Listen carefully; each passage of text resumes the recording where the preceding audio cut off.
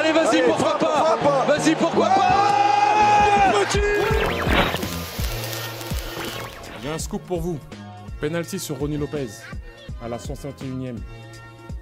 Vous me demandez pourquoi on n'est pas revenu sur la VAR, mais la VAR ne fonctionnait pas. Le Colombien qui a pris le dessus, il a réussi son dribble. Falcao, ouais, oui, il est mort. Ce soir, je vais dire tout haut ce que tout le monde pense tout bas. Radio Diagonale, la web radio 100% rouge et blanche. Salut à tous et bienvenue sur Radio Diagonale pour une nouvelle gazette du Mercato, le 6e épisode de l'été 2019. Adrien est là, salut Adrien. Salut les gars, salut tout le monde. 6e épisode déjà, mais j'en ai un petit peu marre de ce Mercato qui traîne un peu en longueur. Et Patrice également là, est-ce que tu en as marre toi aussi Patrice ? Ouais, je milite aussi pour que le Mercato se finisse plutôt au début de la saison de Ligue 1, ce serait mieux quand même. Bon, ouais, c'est long, c'est lent. Après, il y a eu aussi des rebondissements. Il y a des dossiers qui ont duré très longtemps avant officialisation. Il y a eu les fameuses visites médicales. Enfin bref, voilà, on arrive quand même sur la toute fin du Mercato et on voit qu'il y a pas mal de dossiers qui sont encore loin d'être réglés. Et au sommaire ce soir, en tout cas, les officialisations de Slimani, Adrien Silva et Guillermo Maripán. Pour parler du défenseur chilien Maripán, on vous diffusera l'entretien qu'on a eu dans l'après-midi avec Benjamin Bruchet, donc, qui est le rédacteur du site furialiga.fr. Donc c'est un site spécialisé sur la Liga espagnole. Et de notre côté, on évoquera ensuite les cas Slimani et Silva à peine arrivés et déjà titularisés dimanche dernier contre Nîmes. Et pour finir, on fera un point du coup sur les rumeurs récentes avec une recherche active sur un milieu de terrain au profil défensif. Donc pour cette émission, en tout cas, n'hésitez pas déjà à mettre des petits pouces bleus, à commenter et ensuite à relayer cette émission pour nous soutenir. Alors messieurs, nous on commence au rayon des arrivées, la dernière en date, celle de Guillermo Maripán, donc, qui est arrivé d'Alaves, donc de Liga espagnole. La meilleure Liga du monde. La Liga Espagnola. Voilà. Donc le colosse chilien a signé pour 5 ans. Donc c'est pour une somme comprise entre 15 et 18 millions d'euros. Et donc on va tout de suite en parler donc avec Benjamin Bruchet. Pour commencer, donc on a lu aussi ton papier que tu as écrit sur le site Furia Liga. Tu dresses le portrait d'un jeune joueur, d'un joueur de 25 ans donc qui commence à en plus être un peu aguerri. J'ai comme l'impression, ça a l'air d'être un bon jeune joueur que tu décris, mais un jeune qui, on dirait, se fait sa place un petit peu sur le tard, non ? Alors, oui et non, c'est un joueur qui a été lancé un peu tôt au pays, qui a perforé sa formation au gré des changements d'entraîneur, au gré des modifications de philosophie, de schéma, qui est arrivé certes un peu sur le tard, en Europe, parce que c'est vrai que pour beaucoup, on arrive beaucoup plus tôt maintenant, mais c'est un garçon qui est arrivé avec un bagage conséquent, que même si son éclosion à l'Aves a été un peu retardée parce que Zubeldia, parce que De Biasi, parce que l'arrivée d'Abelardo qui a apporté sa stabilité, mais qui a aussi mis de côté Maripán parce qu'il était un peu plus jeune que Eli et LaGuardia, et que les deux marchaient très bien, et que donc la dynamique lancée, c'était compliqué de refaire entrer Maripán dans le lot, parce que voilà, Alaves a quand même, quand arrive Abelardo et donc quand arrive Maripán, Alaves tutoie la relégation pendant longtemps, à un début de championnat très compliqué. Du coup, il fait une saison pleine la saison dernière en tant que titulaire à Alaves. Il est très bon. C'est un garçon qui est très bon même dans les gros matchs, qui certes, le 4-4-2 assez strict a une approche holiste, on va dire, dans son idée. C'est un 4-4-2 qui était très compact, qui goupillait bien avec deux sentinelles, qui était fait un double pivot qui était fait de joueurs physiques, Pina, Wakaso ou Manu Garcia, qui protégeait bien les centraux, qui avait globalement qu'à gérer soit des attaquants en bout de course après une longue série de dribbles, ou des ballons aériens, globalement. Je grossis le trait, mais c'est ce qu'il y avait globalement, ce qui devait traiter, et qui, eux, après, ils devaient compenser et donner de la hauteur et gérer la hauteur de la ligne défensive, mais c'était globalement une une attente où ils ont eu à gérer beaucoup de ballons offensifs et c'est déjà une bonne chose parce qu'en Ligue 1, on sait qu'il y a beaucoup de ballons aériens à jouer. Et c'est certain qu'il est très bon dans ce domaine-là. Bah justement, tu parles de ce 4-4-2. Nous, c'est vrai qu'on en parle beaucoup aussi du côté de l'AS Monaco parce que forcément, c'est un système de jeu qui est aussi associé à des heures assez glorieuses de notre côté. Hein. Le dernier titre en 2017, c'était ce 4-4-2. Justement, dans cette approche-là, tu veux dire... il ferait merveille si Jardim venait à renouveler ça avec un bon milieu devant, une bonne assise défensive devant quand même cette défense centrale, quoi. Alors, il ferait merveille, je ne sais pas, parce que c'est toujours compliqué de prévoir l'intégration d'un joueur, mais ce qui est certain, c'est qu'il connaîtrait les rudiments tactiques, de placement, de lecture du jeu, de compensation, la capacité. Il a déjà évolué dans un schéma pareil, il connaît les rudiments de ce schéma, ce serait pas quelque chose de nouveau pour lui, il aurait pas quelque chose à apprendre.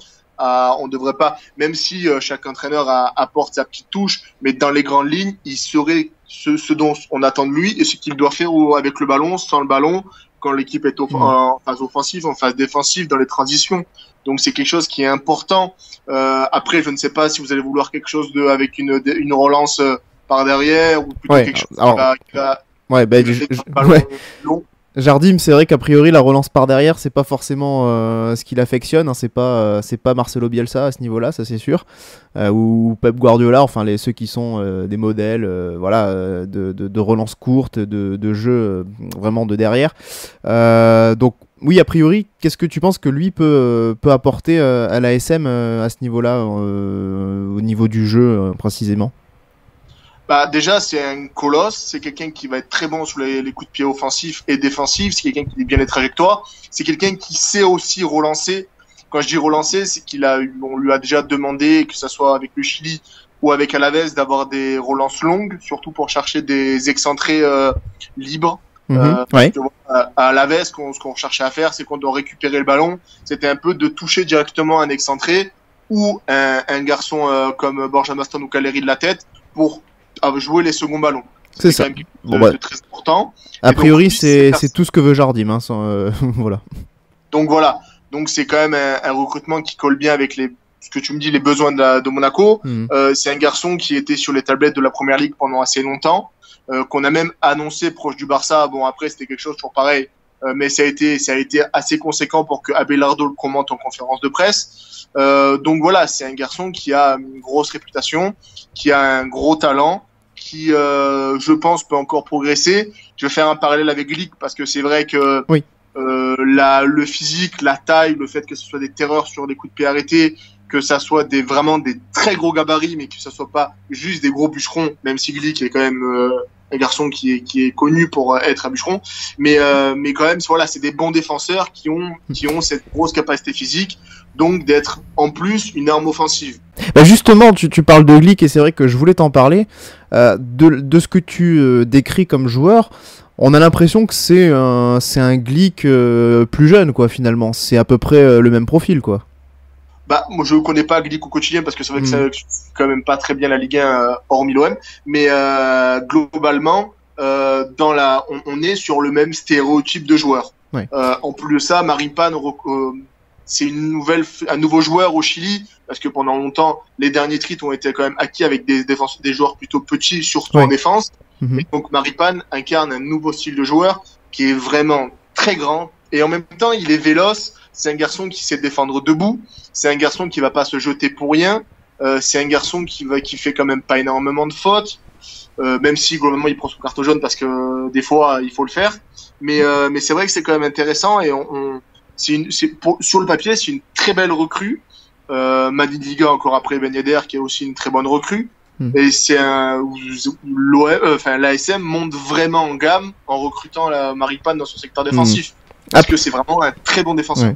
Je sais pas si toi tu connais un petit peu l'effectif de l'AS Monaco, si tu regardes un petit peu ça de temps en temps et tu vois un peu les défenseurs centraux, mais voilà, avec des garçons comme Glick, Gemerson, Gemerson on va mettre de côté, mais Badiachil, un jeune comme Badiachil d'ailleurs que Valence se suivrait, ou Panzo, même si on l'annonce sur le départ.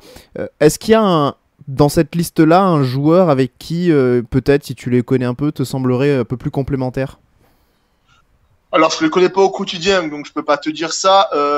Globalement, Glick a l'air quand même sur la fin. Gemerson est quand même baladé de côté en côté. Badiachil, je sais pas vraiment quel style de joueur c'est.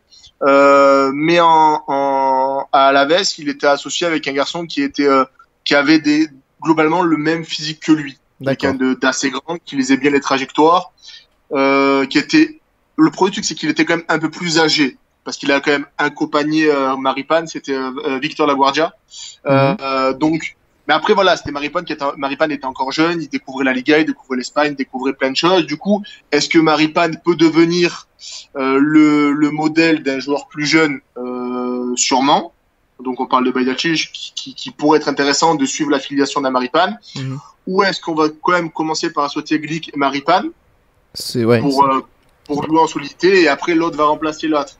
Je ne sais pas vraiment, mais en Liga, il était associé avec un garçon qui était aussi physique que lui, et parce que ça faisait une charnière quand même très compliquée à bouger. Ouais, on peut imaginer assez facilement, en tout cas nous de notre côté, on voit rapidement l'association avec Glick, je pense, qui est un cadre de Jardim, qui est vraiment, même si lui comme Gemerson aligne des mauvaises performances depuis un moment, reste indéboulonnable. Ça c'est un autre débat de notre côté, mais oui, a priori, je pense que si Jardim a un tant soit peu vu ce qui se passait du côté de Alaves ou quoi, je pense qu'il a dû se dire que à côté de Glick, ce serait certainement ça lui irait certainement, je pense. Bien sûr.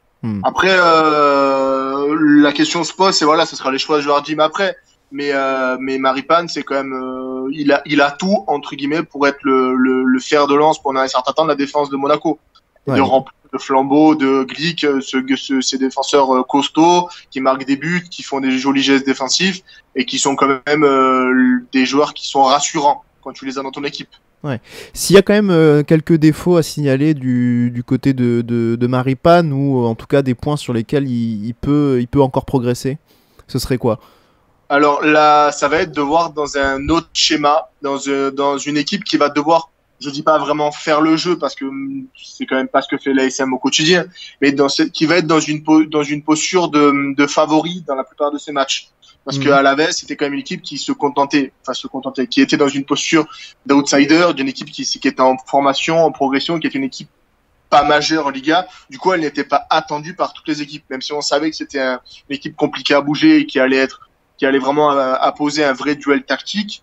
Ils étaient dans une posture différente. Là, l'ASM, c'est quand même un monument en Ligue 1. Même s'ils ont eu une mauvaise saison la saison dernière, c'est une équipe qui a construit une belle équipe, qui se veut ambitieuse et qui veut reposer, être intéressant en Ligue 1. Du coup, ça va être cette faculté d'endosser un nouveau statut. Donc, ça va demander d'autres choses avec le ballon, d'autres choses avec de lire différentes trajectoires, de défendre avec peut-être plus de mètres dans le dos, parce que l'AS Monaco va peut-être se jouer un peu plus haut par moment. Donc voilà, c'est cette capacité à lire autre chose. Ouais. Et ça, je peux pas savoir s'il va être en capacité de le faire, mais voilà, sur le papier, en tout cas, il va être bon. Mais l'intégration, ce nouveau statut, ce nouveau championnat, la désillusion, même s'il a été bon pour sa première journée en Liga, la désillusion de ne pas avoir rejoint la première ligue, qui était un de ses souhaits, comment il va le digérer, je sais pas. Ouais, d'accord, ouais.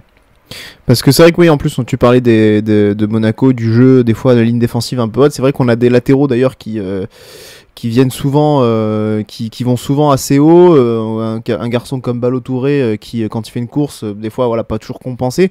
Comment il est capable de gérer un petit peu la couverture, quoi. C'est ça, il s'adapte bien.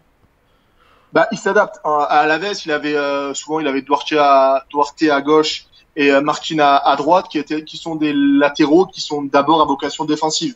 On avait une vraie ligne de 4, une ligne de 4 qui marchait ensemble. Et donc, on n'avait vraiment pas des latéraux qui faisaient de l'apport offensif. C'était vraiment juste le travail des ailiers. On avait quand même un 4-4-2 qui est assez rigide dans sa conception et assez ancienne, on va dire. Et donc, c'est vrai qu'il n'avait pas à compenser énormément non plus des montées des latéraux, avoir à gérer des 6 qui vont devoir peut-être se déporter, faire un double pivot qui va devoir se déporter pour compenser les montées, donc avoir plus de mètres à gérer devant et derrière lui. Du coup, ça c'est des questions à comment il va quand même intégrer tout ça, comment il va gérer tout ça, c'est une vraie question, une vraie interrogation pour la suite de sa carrière et pour sa réussite à l'AS Monaco. Ouais. Et juste aussi au niveau du profil, on va dire plus psychologique, c'est un garçon sérieux, la mentalité est bonne. Enfin, je veux dire, c'est pas, il n'y a pas d'histoire c'est le garçon qui sort ou ça va, il est calme dans sa vie. Il n'y a pas eu d'écart noté à la baisse. Ça reste Vitoria, c'est une belle ville, une ville sympa, mais c'est pas non plus le centre évangile comme peut être Monaco, avec toutes les tentations que ça peut créer. Mais à Vitoria, non, ça a été un garçon qui est plutôt même salué pour son état d'esprit, même au Chili, chez lui, il a été titulaire capitaine dans plusieurs catégories de jeunes. Donc non, je pense pas que ça peut poser de problème sur le papier à l'heure actuelle. Voilà messieurs, donc ce qu'on pouvait dire sur ce nouveau défenseur central. Votre première impression, votre premier avis sur ce recrutement? Ça rejoint un peu ce que je pensais, c'est-à-dire qu'on a un Glick un peu plus sexy au niveau du foot, hein, bien sûr, au niveau des qualités techniques, et même plus jeune. On a affaire vraiment à une brute physique, un colosse comme ils le disent, qui est assez atypique je trouve pour les Chiliens, hein. C'est souvent, voilà, ils sont souvent petits, c'est des clichés, mais là on a affaire à un mec qui fait presque le double mètre, 1m94 je crois. Il est immense et c'est surtout le défenseur central. Je disais, il y a pas mal de dossiers sur lesquels Monaco est à la traîne. Notamment le cas du numéro 6. Là, le défenseur central, on militait tous aussi pour l'avoir, même si les Panzo avaient fait une belle préparation que beaucoup de gens attendaient à Badiachil. Mais bon, force est de constater qu'il nous faut quand même un cadre, puisqu'on n'a plus de patron de défense.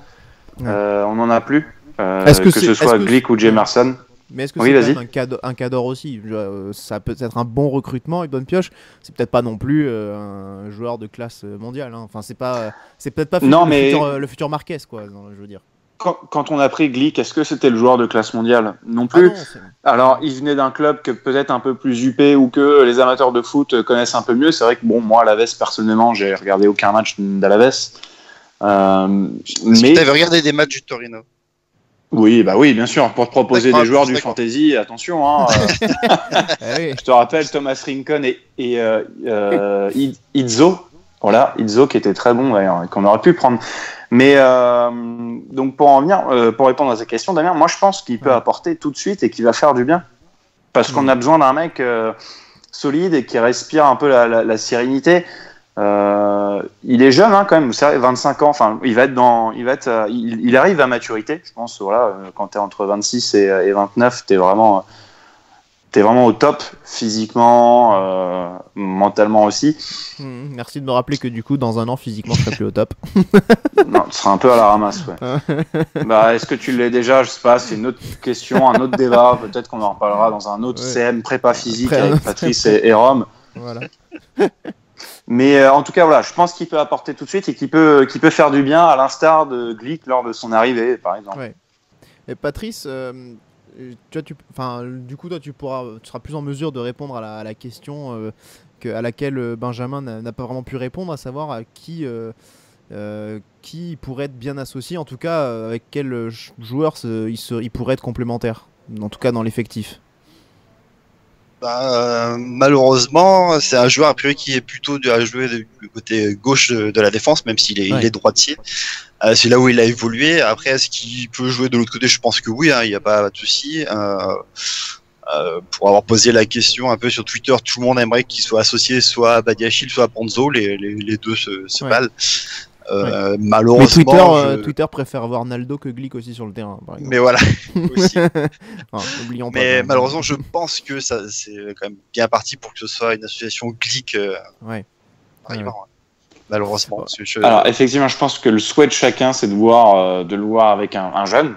Oui. Mais ce qu'on va devoir se coltiner, effectivement, c'est une charnière Glick Marzipan. Maintenant, associer Glick avec un très très bon défenseur, peut-être que ça peut le relancer, peut-être que ça peut l'aider. Malheureusement, je pense que c'est pas le bon profil, parce que c'est exactement le même profil que lui. Et il y a besoin absolument d'avoir un défenseur qui a un profil beaucoup plus rapide, avec une très bonne relance, ce qui ne sont pas ni l'un ni l'autre en fait. Après, est-ce que ça ferait pas un petit peu penser aussi à l'association en 2014 avec Abdenour et Wallace non, l'année d'après, tu sais, avec Abdenour Wallace ou Abdenour Carvalho, enfin selon les matchs et tout, mais enfin voilà, une défense où Abdenour faisait aussi office d'un peu de taulier. Un peu voilà, le stopper un peu bourrin, en tout cas un peu agressif et sur le joueur, mais voilà, c'est peut-être deux profils qui donneraient un peu plus de sécurité à cette défense. Après, si on joue dans un système où on joue très bas, avec des latéraux qui ne sont pas offensifs, des milieux de terrain qui protègent bien leur défense, oui, c'est vraiment deux très bons profils, parce qu'on a deux tours, on a deux gros gaillards qui bloquent quasiment tout, donc c'est très intéressant. Par contre, si on joue un jeu où on a la possession, qu'on monte le ballon très haut, ils vont être découverts complètement. Et c'est en ça que... juste reprendre deux grands gaillards, parce que deux gros, ça fait un peu grossophobe, et en ce moment-là, les supporters, tout ça, homophobie, grossophobie, voilà, non, on va devoir se méfier maintenant de ce qu'on dit, donc voilà. Grand gaillard en effet. C'est en ça justement que Benjamin Bruchet, à travers cette interview, émettait quelques doutes, à savoir le joueur, comment il va s'adapter dans ce dispositif et de passer d'Alaves à Monaco, où bon, à Alaves, il n'y a pas trop de pression, outsider, ça peut jouer en contre, pas de souci, avec une ligne de défense basse. Par contre, avec Monaco, ça risque d'être différent, même si dans ce qu'il disait, en tout cas, les caractéristiques du joueur, ça se prêtait plutôt bien au précepte de Jardim, parce que il avait bien travaillé les relances, les parpaings devant, apparemment. Alors, donc, justement, c'est vrai qu'on a souvent, nous, on a un peu lu à droite à gauche cette idée de relance longue, et forcément cette relance longue on l'associe un peu justement au parpaing de Glick, mais ça a l'air d'être un peu mieux que ça, c'est-à-dire qu'il a travaillé la relance longue, c'est-à-dire que certes c'est pas repartir de derrière, mais ça laisse penser que peut-être son jeu long est un atout pour trouver aussi des joueurs, donc voilà, il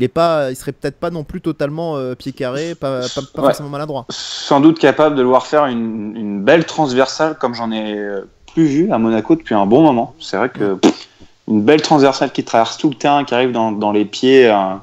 Je crois que ça fait vraiment très longtemps que j'ai pas vu ça. Panzo, on a fait quelques-unes sur le premier match. Bon, il y en a quelques-unes qui ont aussi atterri en touche, mais il y avait celle de Gemerson. Mais Panzo, on a tenté quelques-unes quand même de transversales pour. Ouais. Alors, puisque tu parles de Panzo, en plus justement, ça fait suite, enfin ça pousserait peut-être le jeune anglais en prêt du côté du Cercle Bruges. En tout cas, c'est ce que Fabien Pigalle a confirmé sur son Twitter. Oui, après pour moi je m'y attendais un peu. Je m'attendais à ce qu'en fait que Panzo retourne même en National 2, parce que avec la signature de Mariband, plus Glick qui sera forcément titulaire, je le vois mal être glissé sur le banc pour l'instant. Badiachil qui fait office de troisième homme reste après Panzo et Naldo, et on sait très bien que c'est pas Naldo qui va partir au Cercle de Bruges ou aller jouer en N2, donc forcément c'est Panzo qui en fait les frais. Après, à choisir entre aller jouer en N2 et qu'on le prête au Cercle de Bruges, qui a en plus des problèmes défensifs, ça me paraît très intéressant qu'il aille prendre de l'expérience dans un championnat en première division d'un championnat. Puis il sera bien entouré avec Biancon et Serrano sur la ligne de 4. Comme ça, voilà, dans 3-4 ans, on a notre base défensive. Avec Badiachil dans les cages. Mais ça pose un petit problème, un peu de cohérence, quoi. C'est-à-dire que c'est un joueur qu'on a vu toute la préparation, dont on disait que Jardim était satisfait, qui joue la première rencontre face à Lyon, c'est pas fifou, mais en même temps c'était pas non plus le pire, soyons clairs. Il joue là, et puis d'un seul coup, non, finalement ça repart. Bon, ça pose un souci un peu de cohérence. Alors certes, pendant la préparation, Jardim l'a souligné, et même si on peut beaucoup critiquer Jardim sur ses choix, attention, mais il faut quand même reconnaître ceci, c'est que oui, il a eu beaucoup d'absents, que les joueurs sont arrivés un peu tard, que ça peut pas se faire tout de suite, ça on est d'accord. Mais voilà, un joueur qui a fait toute la préparation, qui finalement s'en va, alors que peut-être effectivement quatrième choix, il aurait pu il aurait peut-être pu être servir en tout cas, et plutôt que Naldo, justement, Naldo dont on pourrait vraiment se débarrasser, quoi. Ouais, non, c'est clair. Après, je comprends la déception. C'est en plus au-delà de ça, c'est vraiment un bon gars qui travaille, qui fait pas de bruit en tout cas. et qui a une bonne mentalité. Après, voilà, c'est vrai que tu dis, il a fait toute la préparation, il a joué le premier match, mais oui, parce que d'un côté, Badiachil aussi était à l'Euro avec les U20 ou les espoirs, espoirs, il me semble. Et finalement, il faut aussi voir à travers ce prêt que l'avenir de Badiachil à l'AS Monaco, il s'inscrit, une nouvelle fois cette saison.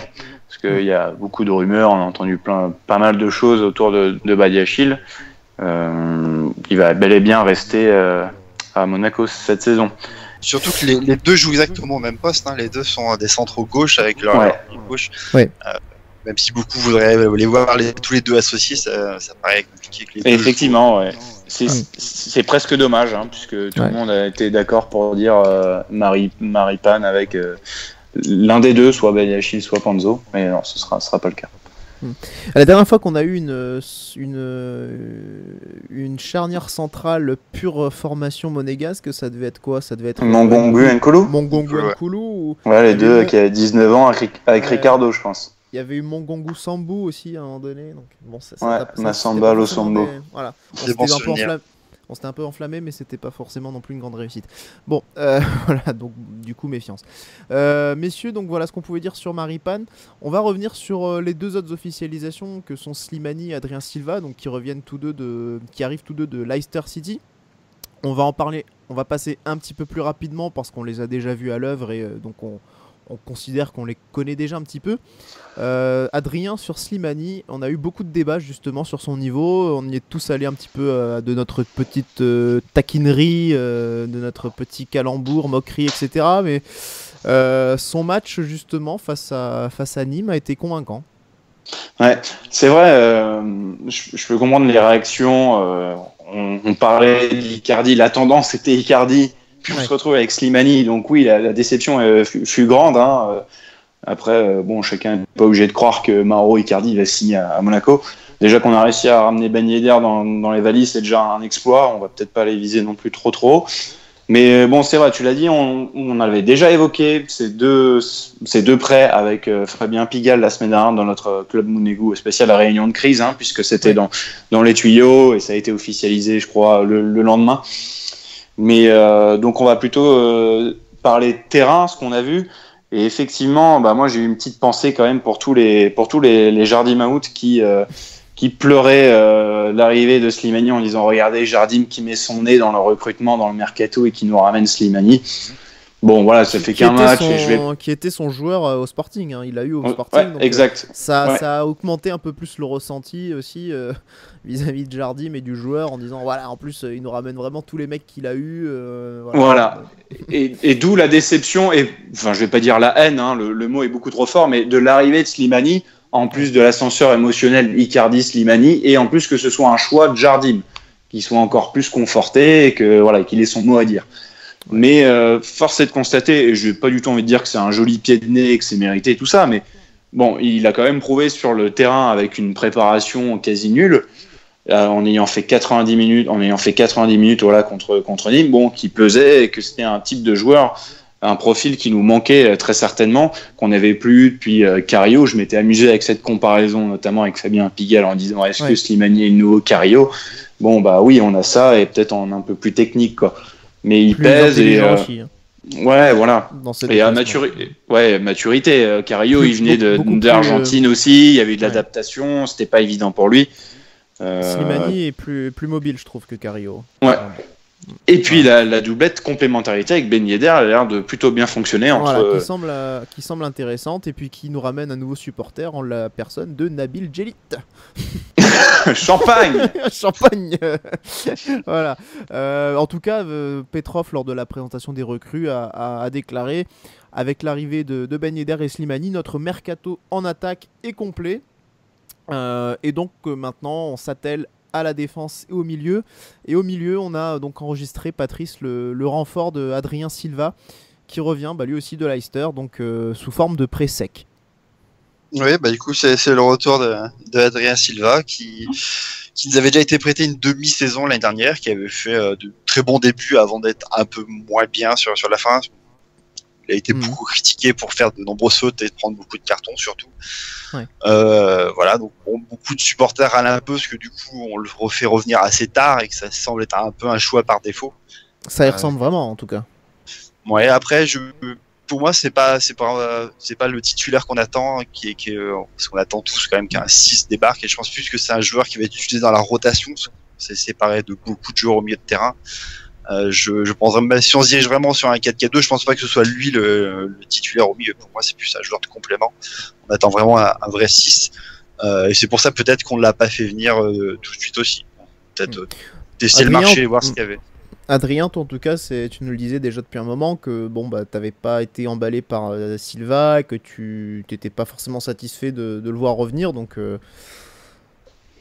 Bah, alors je trouvais, oui, non, mais c'est vrai, hein, je continue là-dessus. Après, moi, il y a des choses que j'aime bien, c'est-à-dire c'est un chien de garde, il ramote les troupes, il est là, premier souvent à parler au corps arbitral aussi. Enfin, c'est un joueur de caractère et aussi qui manquait très clairement. Et je trouvais que le contraste était saisissant l'année dernière quand il est arrivé. C'était un joueur, un profil qu'on n'avait pas, ce bagarreur un peu au milieu, avec une petite touche technique, mais très légère. Bon, voilà. Après, j'ai vite déchanté. Voilà, il y a eu 5 bons matchs, un peu comme Gelson, et puis basta. Là, il revient. Pour moi, c'est clairement un choix par défaut.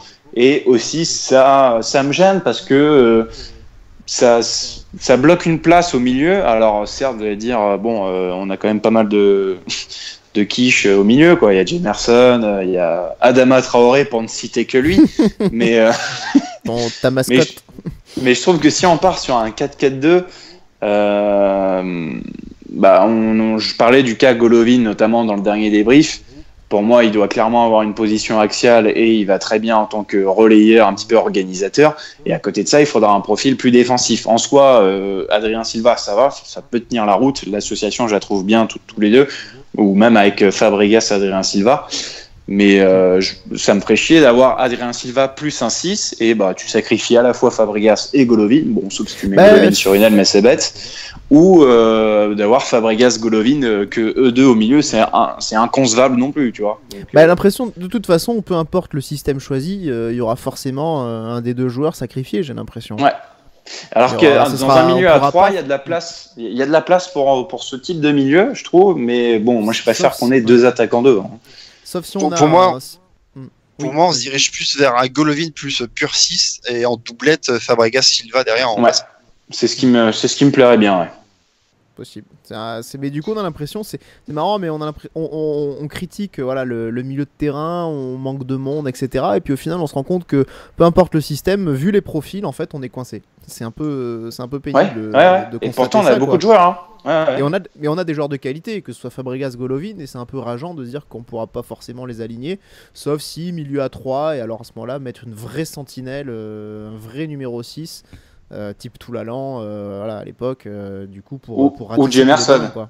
Dans ta je vais l'enlever parce qu'on risque de se faire striker après. Non, mais c'est terrible. Tu te dis que ce mec-là aussi peut très bien monopoliser une place, quoi. Que ce soit derrière et qu'on va se retrouver avec Glick Jemerson. Ou bien en 6. Et puis on n'en parle pas assez, mais il prend aussi une place d'extra-communautaire, Jemerson. Hein. Oui, après on en a que 3 pour l'instant. Donc. Et Maripan, d'ailleurs. Ça en a un aussi, oui. Il a pas de fou passeport, on n'a pas demandé. Il a pas de fou passeport italien. Okay. Voilà. En tout cas, Adrien Silva qui est très content de revenir, lui, et il avait déjà clamé son envie de revenir. Et ça faisait, moi, je suis très content de le voir revenir et voilà, belle mentalité, joueur super professionnel. Voilà, il avait dit, il faut être reconnaissant envers ceux qui vous tendent la main. Dans ce qu'a fait l'AS Monaco. Au mois de janvier, donc voilà, il y avait un discours très positif que j'aimais beaucoup et je suis heureux de le voir revenir, même si pareil, j'ai l'impression que ça fait un peu la dernière roue du carrosse et qu'on n'avait vraiment pas trop d'options et que voilà, il revient comme ça, donc bon, mais en tout cas je suis content de le voir revenir. Superbe. Un peu combler certaines lacunes de l'effectif. Voilà, donc au milieu de terrain, malgré l'arrivée de Silva, Monaco cherche toujours une solution au milieu, au poste de sentinelle. On sent que le club s'active actuellement pour essayer de trouver un milieu de terrain de type défensif. Ça fait une bonne dizaine de jours que beaucoup de rumeurs vont dans ce sens et qu'on a beaucoup de noms qui circulent. Et notamment en premier lieu celui de Timothy Bakayoko, ancien joueur de la maison qui appartient actuellement à Chelsea. Malheureusement, le club anglais actuellement verrait d'un mauvais œil son retour à Monaco, car le club manquerait de visibilité du fait qu'il n'y ait pas de Coupe d'Europe actuellement. Qu'est-ce qui est long ce mercato? Vas-y Adrien, Mario Lemina. Allez. Oui, c'est vrai, Mario Lemina, oui. Oui, bah là aussi ça traîne, hein. Ça fait une semaine aussi qu'apparemment que le joueur s'est mis d'accord avec le club. Et pour autant, les deux clubs, à savoir Monaco et Southampton, ne sont pas tombés d'accord. Mais voilà, le joueur, lui, est toujours dans l'attente d'un départ. Il ne veut plus évoluer sous les couleurs rouges et blanches de Southampton et il aimerait bien rallier celle de la principauté. Il y a un autre cas aussi sur lequel le Monaco s'est penché, c'est celui de Franck Kessié, donc qui ne joue pas à Carrefour mais à l'AC Milan. Pardon. Tout part à volo. Donc le milieu de terrain de l'AC Milan de 22 ans, mais le prix évoqué oscillerait entre 25 et 30 millions d'euros et ça aurait refroidi un petit peu l'ASM. Ouais, on parle même aussi du joueur qui veut pas venir à Monaco. Il y a même eu ça aussi. Ouais. Et puis Patrice, la dernière rumeur en date, confirmée par Fabien Pigalle également. Eh ben oui, du coup, il fait état que notre cher entraîneur Jardim aurait un très gros intérêt pour faire venir le milieu de terrain marseillais, Luis Gustavo. Alors, messieurs, Luis Gustavo, du coup, qu'est-ce qu'on en pense? J'aurais un peu de mal à croire qu'on arrive à le shipper à l'Olympique de Marseille comme ça, mais pourquoi pas? Ah, ce serait beau. Bah lui, en fin de cycle, hein, tout simplement. Enfin, c'est fini pour lui, Marseille, dans sa tête. C'est bon, il a fait 2 ans. Où il a été trimballé un peu partout au milieu, défenseur central. Il y a eu l'éviction avec Garcia. Je pense que lui arrive à un stade où il est lassé, il a besoin de changement. Après, il y a des pistes un peu plus exotiques, où il y a la Turquie aussi. On parlait surtout de Fenerbahçe, je crois, qui s'était positionné sur le joueur. Et puis aujourd'hui, voilà, l'intérêt annoncé par Infosport et puis confirmé aussi par Fabien Pigalle.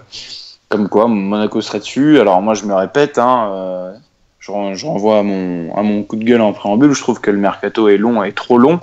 Et nous, on en est là, le 28 août, à toujours chercher un numéro 6. Et bon, il faut dire que sur le marché, est-ce qu'il y a tant de choix que ça? Il y avait du Wanyama, il y a du Kessié, là, les rumeurs dont on vous a parlé.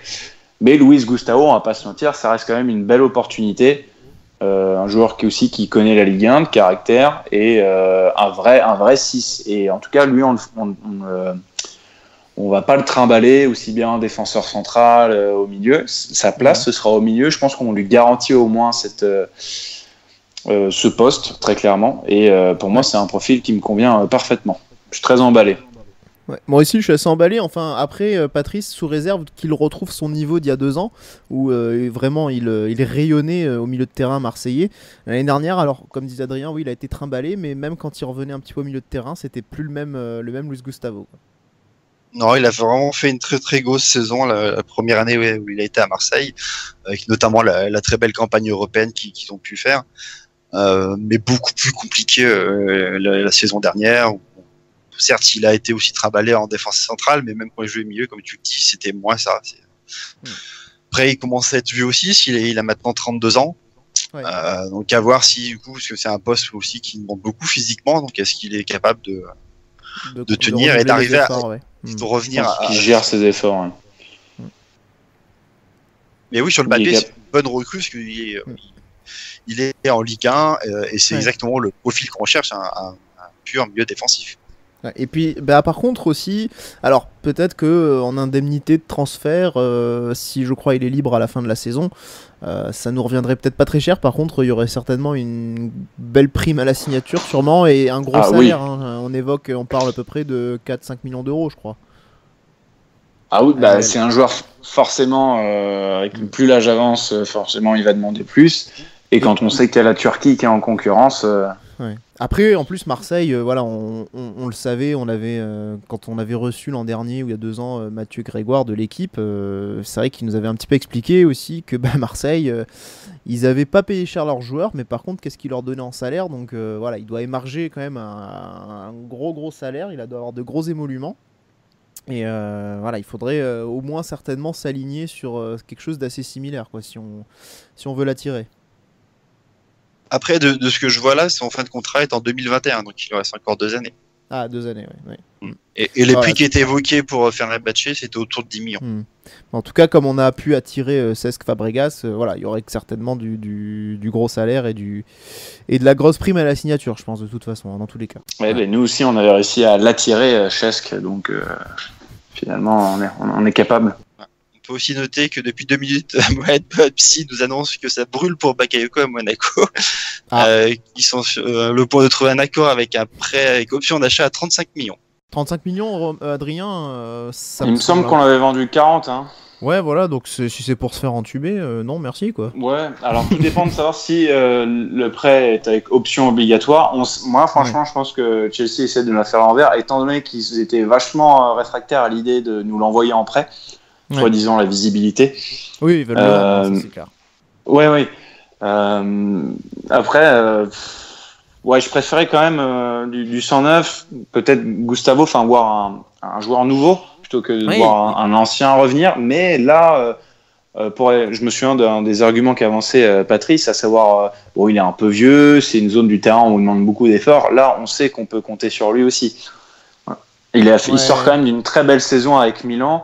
Ou si quand même une belle demi-saison, pardon. Ouais, voilà, ça se tient mieux sur la fin. Mois, hein. Mieux sur la fin. Après, c'est un joueur inconstant. On sait aussi pas épargné par les blessures, notamment son genou. Il est souvent strappé. Voilà, donc, il y a toujours des petits soucis. Ça ressemble à une bonne idée pourrie. Hein. Non, mais blague à part, c'est surtout qu'il y a un joueur aussi qui a un profil de 8 à nouveau. Pour moi, en fait, c'est exactement le même profil que peut avoir Adrien Silva. C'est-à-dire que c'est pas un pur milieu défensif, mais c'est un joueur qui joue quand même bas. Du coup, c'est un peu étrange. Entre les deux, j'ai choisi quand même. C'est pas un pur récupérateur non plus. Quoi. Non. Je veux dire, ce qui fonctionnait quant à la récupération, il était il a été capable d'être agressif, mais parce qu'il y avait aussi un Fabinho qui était beaucoup plus énorme, mais qui sait tout faire. Voilà, donc. Ça l'a rendu meilleur à un moment donné. D'ailleurs, là où il a été bon aussi, Bakayoko, la demi-saison où il est bon, la première année à Monaco, c'est parce que tu as en même temps Toulalan aussi derrière qui ratisse tout. Hein. Ce qui lui a donné plus de liberté et lui a permis d'être beaucoup plus et meilleur dans son rôle justement de 8, à savoir de relayeur et d'être capable de faire des courses parce qu'il savait que derrière il y avait une sécurité, quoi. Donc là il arrive, mais il y a toujours pas de 6, quoi. Il n'y a pas un joueur qui est capable de bien ratisser tout, quoi. J'Emerson. Non, je donc donc on est plus Gustavo que Bakayoko ici, on est d'accord. A priori, oui. Au niveau des départs maintenant et des rumeurs de départ, donc on peut rajouter 2 petites informations. La première, c'est le départ en prêt de Franco Antonucci, donc le joueur de 20 ans, qui est prêté au FC Volendam, donc qui évolue en 2e division néerlandaise. Donc le prêt est signé pour un an, voilà. Et puis le départ également de Rich Dua Aduzai, donc attaquant de 18 ans là, qui évoluait avec les U19, notamment aussi en Youth League, qui a signé en Espagne du côté de Hercules Alicante. Donc voilà, a priori un joueur qui n'avait pas sa chance. D'autres joueurs, Adrien, aussi, qui n'ont pas leur chance. Ouais, notamment un gros boulet du nom qui répond au nom de Aïd Benasser, puisque Jardim a même dit en conférence de presse qu'il veut partir et qu'il s'entraîne à part. Son cas est en négociation, sauf que là aussi ça dure, c'est très long. On disait qu'à un moment Bordeaux allait l'acheter, puis en fait c'était plus un prêt. Je pense qu'il faut vraiment s'en débarrasser de manière définitive, puisque les prêts on en enchaîne quand même pas mal avec des joueurs. Je pense à Oulu notamment. Il y a d'autres joueurs qui sont prêtés comme ça, mais lui il faudra vraiment faire un transfert sec. Je me souviens aussi de sa sortie, une vidéo qu'on a vue où il est totalement éclaté et c'est quand même assez magique. Ouais, sur Instagram. Ouais. Et donc Bordeaux est tellement long que maintenant il y a l'Olympiakos et le CSKA Moscou qui sont rentrés dans la danse. Donc voilà, dénouement attendu durant cette dernière semaine du mercato, et je pense qu'il devrait, en tout cas son avenir, en tout cas, n'est pas en principauté. D'ailleurs, l'Olympiakos s'intéresse aussi à un autre de nos milieux de terrain qui est Boschilia, qui, surtout si on se dirige vers un 4-4-2, va être assez loin dans la rotation. Le joueur intéresserait aussi du coup Bordeaux et Rennes. Et au niveau des prêts, on devrait aussi voir celui d'Isidore dans les prochains jours. Donc là, il y a plusieurs clubs de Ligue 2 qui sont intéressés. Et on a aussi apparemment un club suisse qui pourrait, qui serait sur la corde qui tiendrait la corde pour accueillir l'attaquant. Oui, c'était son anniversaire. Oui, c'est ça. Voilà. Ouais. Et puis enfin, 2 autres attaquants sont annoncés sur le départ en prêt. Devinez où? Au Cercle Bruges. Effectivement, je vous le donne en mille. Le Cercle Bruges, c'est Moussa Sylla. Alors que son cas n'a toujours pas été réglé. On sait qu'il est en fin de contrat cette saison. Son contrat arrive à expiration en fin de juin prochain. Et Foster, mais ça me paraît un peu. Enfin, je vois pas. Jardim m'a envoyé les deux très clairement. Enfin, je pense qu'il y a juste Sylla qui, ce soit un des deux, ouais, je pense, mais. Peut-être, ouais. Et un qui resterait pour la nationale. Oui, voilà, ou pour de la rotation. Ouais. En attendant que Pellegrini soit totalement réathlétisé et que Goebbels foule enfin une pelouse. Voilà. Et puis pour terminer, donc 2 mouvements qui pourraient intervenir assez rapidement. Le premier, donc Sofiane Diop, qui lui aussi s'entraîne à l'écart et qui devrait peut-être se diriger vers Angers. Et enfin Robert Navarro, donc confirmé, en tout cas annoncé par Fabien Pigalle, qui pourrait quitter l'ASM pour la Real Sociedad. Voilà donc ce qu'on pouvait dire, messieurs, sur cette actualité mercato. Merci de m'avoir accompagné. L'émission de la semaine prochaine, du coup, ce sera pour toi, Adrien, puisque le mercato sera enfin fini. Ouais, mais on va devoir en reparler. On va devoir en reparler, mais cette fois il sera fini, donc tout ce que l'on dira cette fois sera définitif. Donc ce sera la Gazette Bilan jeudi prochain, avec les pronostics et attentes, objectifs qu'on pourra faire sur la saison, justement avec ce recrutement achevé. Voilà, merci messieurs. Merci à tous de nous avoir écoutés. Bonne fin de semaine. On se retrouve nous pour le match donc face à Strasbourg-Monaco qui aura lieu dimanche. À 17h. À 17h. Donc ce sera l'occasion aussi pour un nouveau débrief. Allez, salut à tous et Dagi Mounegou. Et bisous.